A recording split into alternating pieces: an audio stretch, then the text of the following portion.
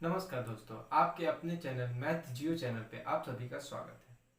आज मैं एक अनाउंसमेंट करने वाला हूं जो बहुत ही इम्पोर्टेंट है क्लास 12th के जो बच्चे अभी मिड टर्म 1 का एग्ज़ाम देने वाले हैं उनके लिए, जिसमें ऑब्जेक्टिव पूछा जाएगा, जिसमें 40 नंबर का एग्ज़ाम होगा। इसलिए मैं ये मिशन 40 उनके लिए स्टार्ट करने वाला हूँ मैथ के लिए। पहला टॉपिक मैं इसमें देखने वाला हूँ relation and function. Topic wise अपने चलेंगे, हर एक टॉपिक से हर एक क्वेश्चन उठाया जाएगा। पहला टॉपिक जो आज हम लोग करने वाले रिलेशन एंड फंक्शन, इससे टोटल 5 नंबर के क्वेश्चन पूछ रहे हैं, मतलब 5 क्वेश्चन पूछा रहा है।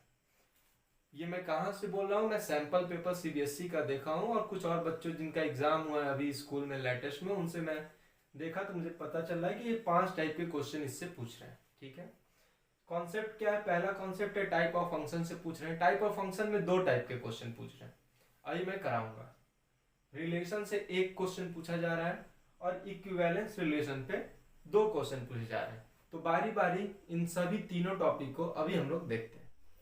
टाइप 1 के क्वेश्चन में जो पहला क्वेश्चन पूछता है ना टाइप ऑफ फंक्शन में, वो मैपिंग से पूछता है। फंक्शन नहीं देगा, मैपिंग दिया रहेगा, पूछेगा कि बताओ कौन सा टाइप का फंक्शन है, वन वन है, मेनी वन है, बाइजेक्टिव फंक्शन है, मतलब ओवरऑल फंक्शन क्या है, या वन वन मेनी वन हो सकता है या इनटू ऑन टू हो सकता है। तो इनका कॉम्बिनेशन बताने के फंक्शन क्या है। तो इसमें क्या करते हैं कि दिया हुआ है ए क्रॉस बी से, एक सेट है बी सेट है, इससे जो रिलेशन बना हुआ है, ये पूछ रहा है फंक्शन बना हुआ है, ये पूछ रहा है कि किस टाइप का फंक्शन है। तो इसमें क्या करते हैं, ऐसे देख लेते हैं। एक मैपिंग रहा 1 2 3, इधर बना लेंगे। बी मैपिंग क्या है 4 5 6 7, देख लेंगे। 1 का किसके साथ है 4 का, 2 का किसके साथ है 5 का, 3 का किसके साथ है 6 का। अच्छा, सभी के लिए अलग अलग है, मतलब वन वन तो है। जिन लोगों को पता नहीं है वन वन मेनी वन क्या है, तो ये क्वेश्चन है ना, क्वेश्चन सीरीज है, इसमें मैं डिटेल समझाने वाला नहीं हूँ। सब लोगों को पता होना चाहिए कि वन वन मेनी वन ये सब फंक्शन क्या है, क्योंकि अभी एग्जाम आने वाला है। अच्छा, ये क्या होता है कोड में, ये बोलता है कि 4 5 6 7 आना चाहिए, लेकिन मिला क्या 4 5 6, मतलब टोटल नहीं आया। इनटू, इसको क्या बोलेंगे इनटू फंक्शन। ठीक है, इसी का एक दूसरा क्वेश्चन देख लेते हैं जो पूछा हुआ है। इसी केस में मान लो कि ये 7 नहीं रहता, ठीक है, बस 6 रहता और यही दिया होता, फिर पूछ लेगा बताओ ये कौन सा फंक्शन है। तो पता है 1 2 3 4 5 6, हर एक पहलू पे एक एक एक एक मिल रहा है। 1 पे 4, 2 पे 5, 3 पे 6, ये क्या हो गया 1 1। ये क्या होता है कोडोमेन, 4 5 6 मिलना चाहिए, मिल भी रहा है क्या, हाँ बिल्कुल 4 5 6 ही मिल रहा है। तो ये क्या हो गया ऑनटो फंक्शन, टोटली क्या हो गया बाइजेक्टिव फंक्शन। ठीक है, यदि इसी में ये 1 पे 5 और आ जाए, क्या हो जाएगा ये मेनी वन आ जाएगा। 1 पे भी 5 आ रहा है, 2 पे भी आ रहा है, मेनी वन आ जाएगा। ठीक है, अच्छा एक क्वेश्चन और पूछा जाता है टाइप का क्वेश्चन, वो ये होता है कि एक फंक्शन 1 2 3 से 1 2 3 में ही है। ठीक है, क्या है ए क्रॉस ए में ही है। ये पूछेगा बताओ कितने number of one one function हो सकते हैं। देख लेते हैं वन वन फंक्शन। पहले तो पता होना चाहिए तुम लोगों की वन वन फंक्शन होता क्या है। जिन लोगों को नहीं पता है एक बार फिर से पढ़ लो। ठीक है, अच्छा वन वन फंक्शन के लिए क्या होना चाहिए, पहला वाला वैल्यू इनमें से किसी तीनों को ले सकता है। ठीक है, दूसरा वाला वैल्यू जिस वैल्यू को ये ले चुका है उसको छोड़ के बाकी दोनों में से किसी को ले सकता है। इसके पास 2 ऑप्शन है और तीसरे के पास कोई ऑप्शन नहीं, यदि ये दोनों ले लिए तो कोई एक ही लेगा। तो टोटल कितने फंक्शन बन गए 6 फंक्शन बन जाएंगे। ये कितने हैं टोटल 1 1 1 1। अच्छा एक बात बताओ, मैं पूछूंगा कि बताओ टोटल, इसको थोड़ा और एक्सटेंड करते हैं। एक्सटेंड क्या करते हैं कि मान लो इसके अंदर n तक जा रहा है, 4 dot dot dot dot n तक, तो इसमें भी n तक भरेंगे, n तक, इधर भी क्या n तक। मैं पूछूंगा आप बताओ number of onto function कितना हो सकता है। ऑन टू फंक्शन के लिए क्या होता है, ये सारा चीज ऑक्युपाई होना चाहिए, मतलब कुछ ना कुछ मिलना चाहिए, सारा मिलना चाहिए, कोडमेन इक्वल टू रेंज होता है, ठीक है। तो पहला वाला किसी भी n के पास जा सकता है, n वेज। दूसरे वाले के पास क्या ऑप्शन है, दूसरा वाला उस एक को छोड़ के बाकी को जाएगा, क्योंकि मेनी वन नहीं हो सकता, क्योंकि बाकी सब आना चाहिए, मतलब सब पे डिफरेंट डिफरेंट वैल्यू मिलेगा, सेम वैल्यू है, n इधर है n इधर है, तो n अगले वाले के पास n माइनस वन वेज, उसके पास n माइनस टू वेज, कहां तक 1 तक। यही क्या होता है n फैक्टोरियल। तो टाइप 1 में ये 4 क्वेश्चन पूछे जा सकते हैं। टाइप ऑफ फंक्शन में ही कभी कभी फंक्शन देके दूसरा क्वेश्चन पूछेगा कि ये फंक्शन ये सारे हैं, बताओ 1 1 ऑन्टो के बारे में बताओ है कि नहीं। जैसे ये फंक्शन है, बताओ 1 1 ऑन्टो है कि नहीं, सेकंड हो गया, थर्ड हो गया, फोर्थ हो गया, फिफ्थ हो गया। तो f x equal to x cube, तो जैसे हम लोग स्कूल में करते हैं ना, x1 पुट करके ये पुट करो 1 1 ऑन्टो सो करो, नहीं, यदि ऑड पावर है, यदि ऑड पावर है और सिंगल है, ये हमेशा ऑड 1 1 होगा, ठीक है। ऑड पावर है, सिंगल है, हमेशा क्या होगा 1 1। इसमें देख लो, ऑड पावर है, सिंगल है, चाहे कोई कांस्टेंट उसके साथ हो, ये क्या होगा 1 1 होगा और ऑन्टो होगा, यदि R2 R की बात हो रही है तो, ठीक है। इसमें देख लो लीनियर है, ऑड पावर है 1 है और कुछ कांस्टेंट है, ये 1 1 होने वाला है, और क्या होने वाला है ऑन्टो। अच्छा, लीनियर सिर्फ यही नहीं, इसको उल्टा भी कर दो ना, 1/3 माइनस 4x, ये भी 1 1 ऑन्टो होने वाला है, ठीक है। लीनियर सेकंड देख लो, पावर 2 है कांस्टेंट है, पावर 4 है कांस्टेंट है, पावर 6 है कांस्टेंट है, पावर 8 है कांस्टेंट है। यदि ये सारा कुछ रहा है ना, तो ये हमेशा क्या होता है मेनी वन होता है, मेनी वन होता है। और रियल टू रियल में क्या होता है इनटू। खुद ही देख लो ना यार, x इक्वल टू 1 पे भी सेम वैल्यू देगा, x इक्वल टू माइनस 1 पे भी सेम देगा, ठीक है। तो एक चीज सीख लिया अपन, क्या सीख लिए कि x यदि पावर में यदि ऑड हो तो हमेशा क्या होगा 1 1 ऑन्टो होगा, और यदि इवन हो तो क्या होगा मेनी वन इंटू होगा। अच्छा, ये क्वेश्चन पूछ सकते हो तुम लोग कि ये क्या होगा लीनियर बाय लीनियर, ये जानना बहुत जरूरी है। ध्यान से देखो, ये जो लीनियर है ना, इसको मैं सिंपली क्या लिख सकता हूं, यहाँ पे x प्लस 1 माइनस 1 लिख सकता हूं, और इसको अलग अलग डिवाइड कर दूंगा, ये क्या हो गया 1 minus 1 upon x plus 1, constant है। और ये देखो, इसको मैं क्या बोला था, ये क्या होता है, ये 1 1 ऑन्टो होता है, और कांस्टेंट का प्लस माइनस से 1 1 ऑन्टो मेनी वन में कोई फर्क नहीं पड़ने वाला है।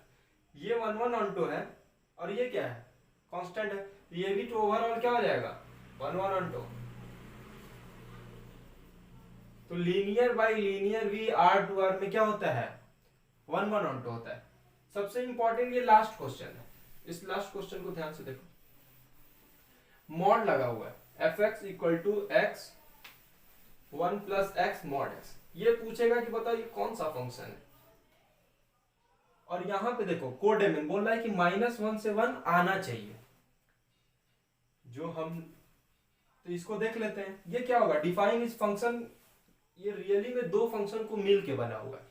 जो भी मॉड होता है ना वो सिंगल फंक्शन नहीं होता है, दो फंक्शन को मिल के बना होता है। जैसे x ग्रेटर देन 0 होगा, ठीक है, तो क्या होगा मॉड, मॉड जब प्लस होता है ना तो मॉड का कोई वैल्यू नहीं रह जाता, वो अपने आप हट जाता है x 1 प्लस एक्स, ठीक है।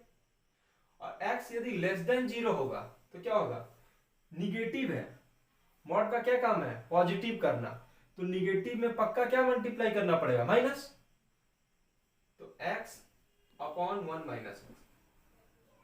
फिर से देख लो x ग्रेटर देन 0 के लिए, ठीक है, ये लीनियर बाय लीनियर ही तो है 1 1 है, बोलो भाई ये क्या है, x लेस देन 0 के लिए। अच्छा, निगेटिव रखोगे ना तो नीचे वाला तो ऑलवेज पॉजिटिव होने वाला है, चाहे पॉजिटिव रखो चाहे निगेटिव रखो, नीचे वाला always positive and greater than 1 होने वाला है।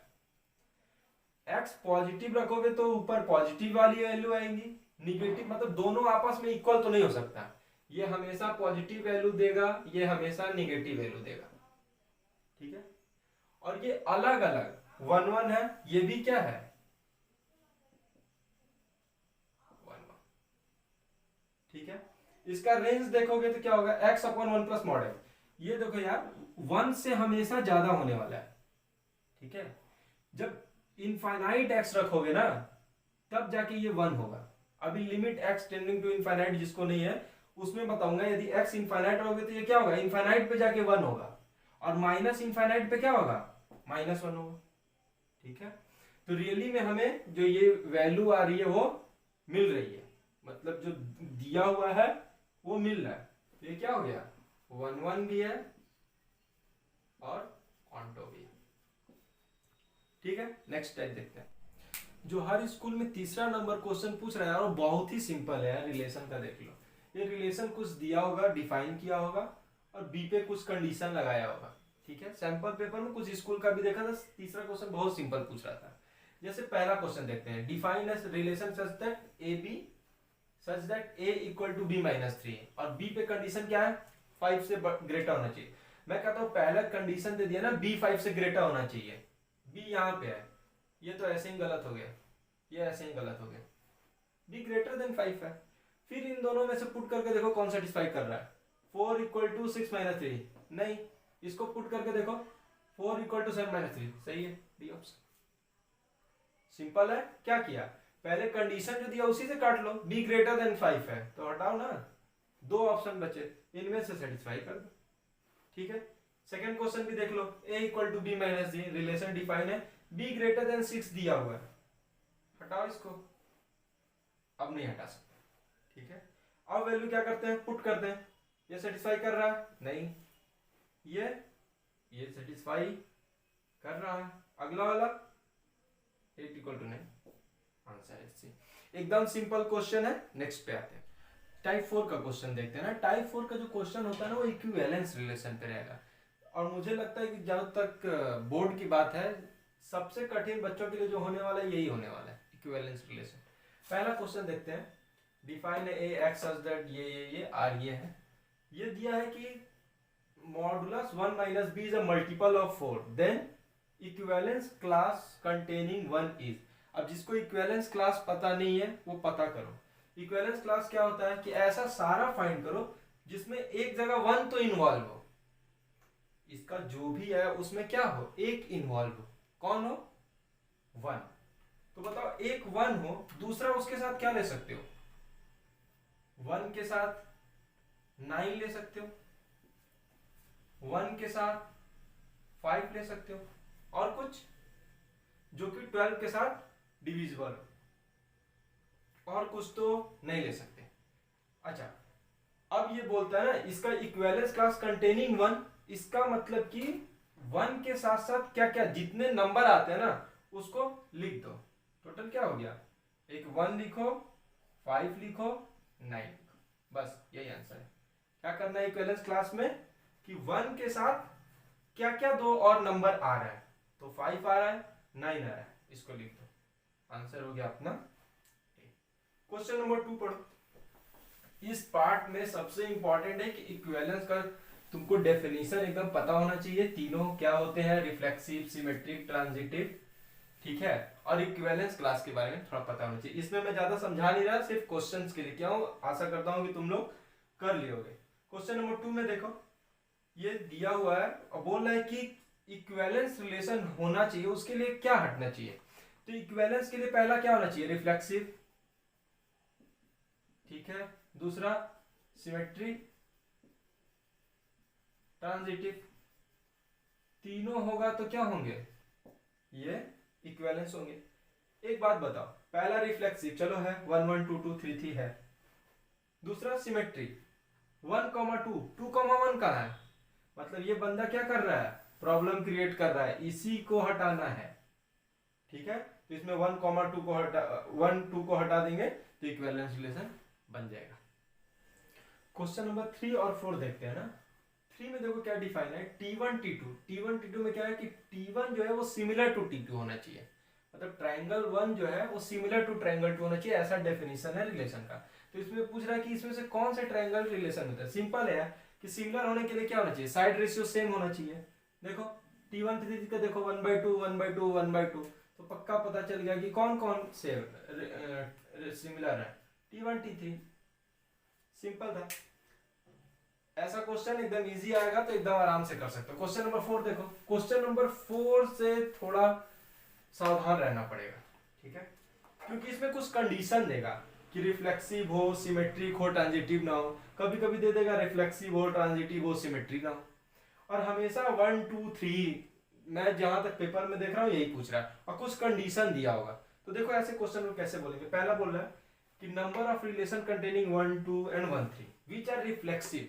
पहला चीज है कि रिफ्लेक्सिव है, इसका मतलब क्या हुआ कि 3 एलिमेंट अपने आप आ गए, 1 1 2 2 3 3 इसके अंदर अपने आप आ गए। फिर बोल रहा है कि ये दोनों भी होना चाहिए, मतलब 1 2 होना चाहिए।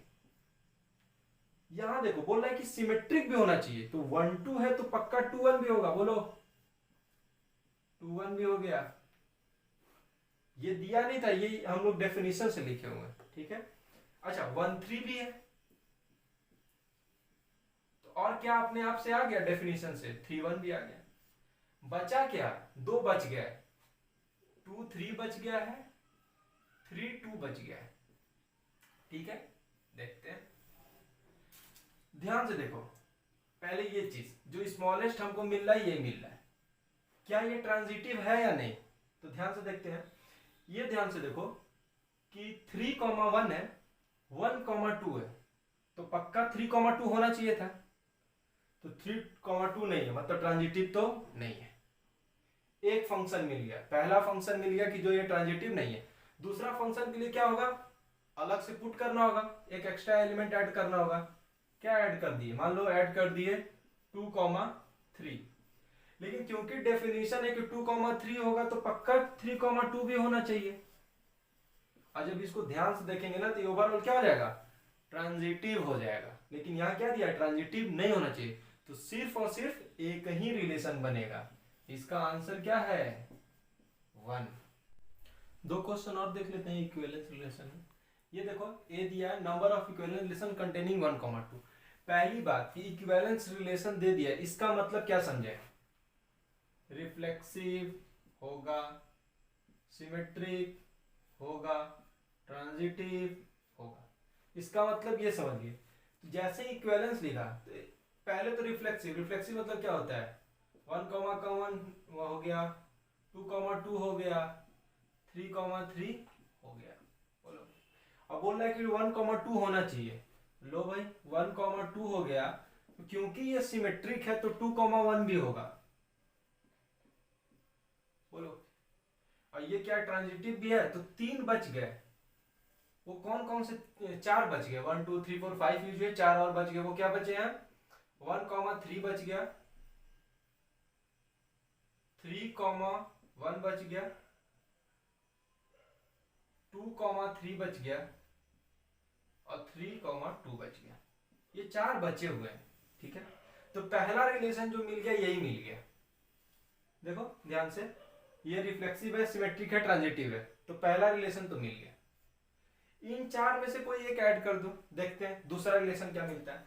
इन 4 में से एक को दे देते हैं, 1 3 मान लो दे दिए, तो क्योंकि ये सिमेट्रिक है तो पक्का 3 1 भी आ गया, ये भी चला आया। और क्योंकि ट्रांजिटिव है तो 3 1 है, 1 2 भी है, तो पक्का 3 2 भी होगा। और क्योंकि फिर ये सिमेट्रिक है तो पक्का 2 3 भी होगा। मतलब हम एक उठा के गए और बाकी सब अपने आप चले आए। तो पहला फंक्शन रिलेशन ये था, दूसरे में जब हम लोग लेने गए तो चारों अपने आप चले गए, मतलब और ज्यादा रिलेशन बन नहीं सकता। तो इसका आंसर क्या आएगा, 2। क्वेश्चन नंबर 6 पढ़ो। क्वेश्चन नंबर 6 में भी फिर से कुछ ना कुछ कंडीशन दिया हुआ है, सेम बेसिस पे है। इसका थोड़ा अच्छे से प्रैक्टिस कर लेना, ये क्वेश्चन मुझे लग रहा है कि बच्चों को प्रॉब्लम क्रिएट कर सकता है थोड़ा, ठीक है। ए में देख लो, पहला दिख रहा है so that number of relation containing 1 2 and 2,3 which are reflexive and transitive but not. इसमें क्या बोल रहा है कि रिफ्लेक्सिव हो, ट्रांजिटिव हो, लेकिन सिमेट्रिक ना। तो पहली बात की रिफ्लेक्सिव है, तो चलो भाई जो बोलेगा चुपचाप करते जाओ, ज्यादा दिमाग लगाने की जरूरत नहीं है। 3, ये हो गया। और क्या बोल रहा है करने के लिए, 1,2 है, ले लो भाई 1,2। और क्या बोला है, 2,3 भी है, गुड, ठीक। और एक साथ और बोला है कि ये ट्रांजिटिव भी है। ट्रांजिटिव है मतलब 1,2 है, 2,3 है, तो 1,3 भी होना चाहिए। तो इससे एक अपने से और क्या हम लोग ला दिए, 1,3 भी होना चाहिए। टोटल एलिमेंट कितने हो गए, 1 2 3 4 5 6, टोटल एक में कितने थे, 9, मतलब 3 बच गए। 3 वो कौन से हैं, वो 3 है, 3,1 है, 3,2 है और 2,1 है, ठीक है। तो पहला तो मुझे मिल गया कि ये सिमेट्रिक नहीं है, पहला ही जो मुझे मिल गया सिमेट्रिक नहीं है। सिमेट्रिक क्यों नहीं है, क्योंकि 1,2 है, 2,1 नहीं है, 1,3 है, 3,1 नहीं है, पहला ये मिला।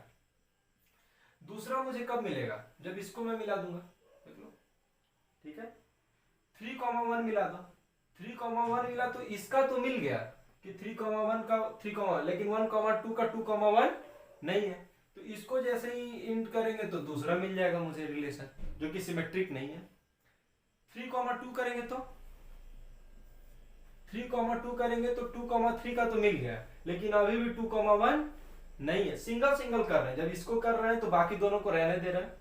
इसी तरह करोगे तो इससे भी एक मिल जाएगा, तो टोटल कितने मिल गए, 4 रिलेशन मिल गए। अच्छा, कोई बच्चा ये भी बोल सकता है कि अब एक को छोड़ो, दो को पकड़ो। ऐसा करके देख लेते हैं। मान लो 2 डाल दिए, 3,1 भी डाल दिए और 3,2 भी डाल दिए, ठीक है।